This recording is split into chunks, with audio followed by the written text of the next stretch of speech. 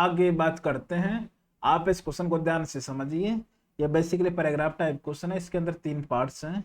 देखिए क्वेश्चन क्या बोल रहा है कि इसमें बोल रहा है कि let f of x and g of x be two continuous function defined for x. अपना एक्स लाइक कर रहा है 0 से लेकर 1 तक, such that f of x equal to integration of e की power x plus t f of t d t from 0 to 1। G of x अपने पास x plus integration of e की power x plus t into g of t d t from 0 to 1। Then value of f of 1, value of f of g of 0, ये अपन को पूछ रहा है g of 0 by g of 2। ठीक है, तो अपन को बेसिकली निकालना क्या है, पहले एफ एक्स निकालना है और जी एक्स निकालना है। इन्होंने एफ एक्स को डिफाइंड किया है, f x equal to integration from 0 to 1 e की power x plus t into f of t d t. ये इन्होंने एफ एक्स को डिफाइंड किया है।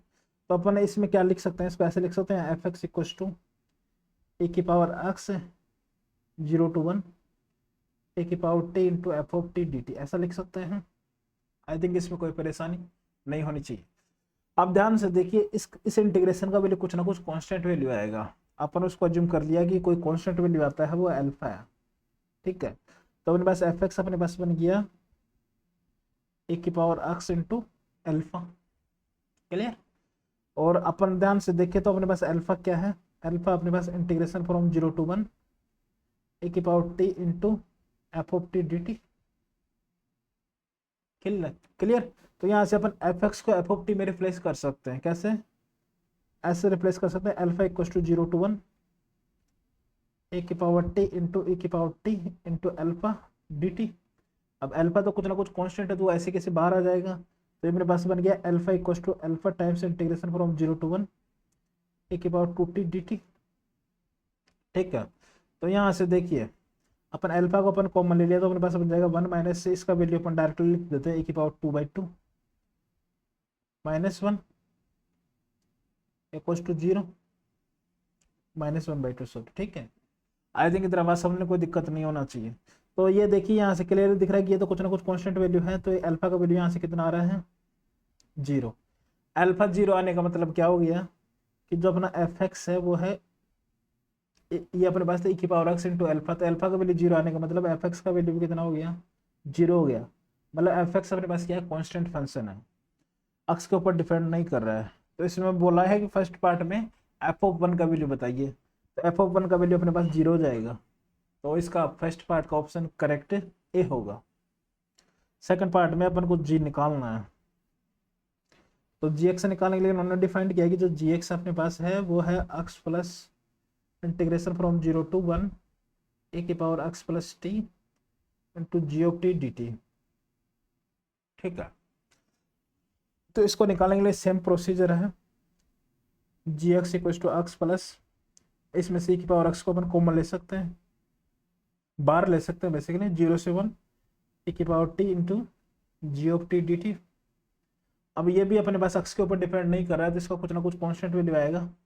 फॉर एग्जाम्पल उसको अपन बीटा ज्यूम कर लिए, तो ये अपने पास आ गया g x equal to x plus a की पावर एक्स इंटू बीटा। और अपन ने देखा है कि बीटा अपन ने किसको ज्यूम किया है, 0 से 1 ए की power t into g of t d T.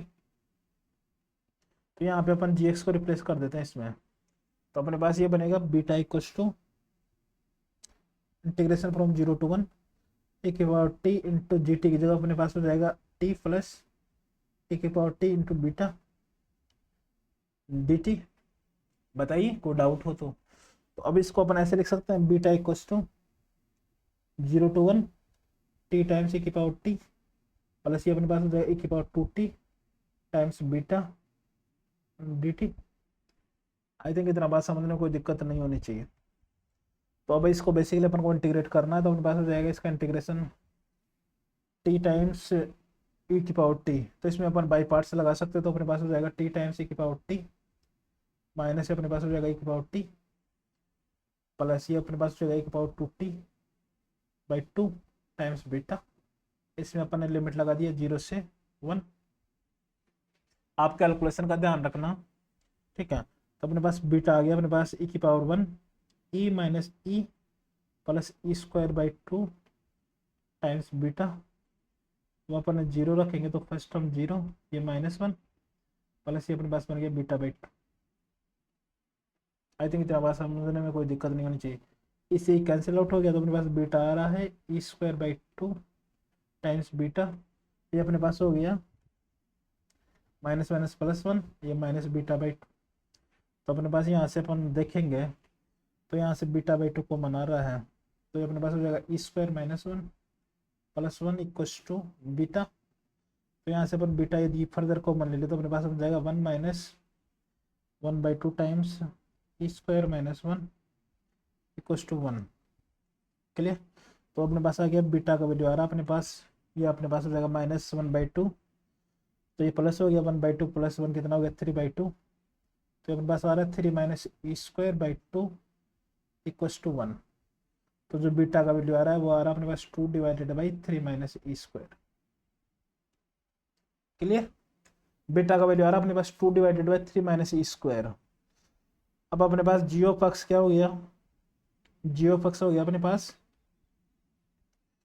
जीओ पक्ष हो गया अपने पास x plus e⁻x into beta, beta अपने पास 2/3 - e²। तो इन्होंने अपने सेकंड पार्ट में पूछा है कि जी ऑफ जीरो का वैल्यू बताना है। तो जी ऑफ जीरो का वैल्यू जाएगा अपने पास ये 0 e⁻01, तो ये अपने पास हो जाएगा 2/3 - e²। 2/3 - e², ऐसा कुछ आ रहा है क्या? 2/3 - e², ऑप्शन ए करेक्ट होगा। थर्ड पार्ट में बोला कि g of zero divided by g of 2, g of zero आया अपने पास 2/3 - e², और जी ऑफ 2 आएगा अपने पास x अपने पास 2 plus e⁻2 into beta, beta अपने पास 2/3 - e²। ठीक है। तो 3 - e² निपटा देते हैं, तो ऊपर अपने पास 2, नीचे बन गया अपने पास 6 - 2e² प्लस 2e²। ठीक है, 2e² से 2e² निपट गया, अपने पास आ गया ये 1/3। तो आई थिंक इसका ऑप्शन बी करेक्ट होना चाहिए। ठीक है, ये सेम कंसेप्ट में बेस अपन ने एक पहले क्वेश्चन लिया है, और आई थिंक 50 to 60 के बीच में होगा वो question. Same concept same procedure है, ऐसे ही ऐसे क्वेश्चंस को अप्रोच करना है। ठीक है, नेक्स्ट प्रॉब्लम आपके सामने है, यह भी पैराग्राफ टाइप क्वेश्चन है, ध्यान से समझिए इस क्वेश्चन को करना क्या है। ऐसे बोला कि let y = f(x) be a differentiable function passing through 1, 0। Differentiable function है 1, 0 से पास कर रहा है अपने पास। इसमें बोला कि let slope of a tangent at point x, f(x) be m1, मतलब dy/dx अपने पास m1, slope of line joining the point and origin m2 है उसका स्लोप। आल्सो ये अपन को रिलेशन दिया है कि log m1 + m2 divided by log x = 2/1। ठीक है, if f1x and f2x are two functions satisfying the above property where f1x is an algebraic function and f2 is an transcendental function।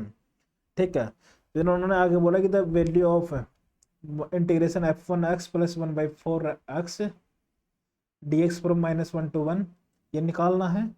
और इसमें बोला कि which of the following options correct है, statement correct है, कौन सा होगा। तो चेक करना है कि कहाँ पे इंक्रीजिंग है कहाँ पे डिक्रीजिंग है फंक्शन। f1x को भी चेक करना है, f2x को भी चेक करना है। अब ध्यान से बनाइए, जैसे क्वेश्चन में लैंग्वेज में बोल रहा है उसको फॉलो करिए, आराम से आपसे क्वेश्चन ये बन जाएगा।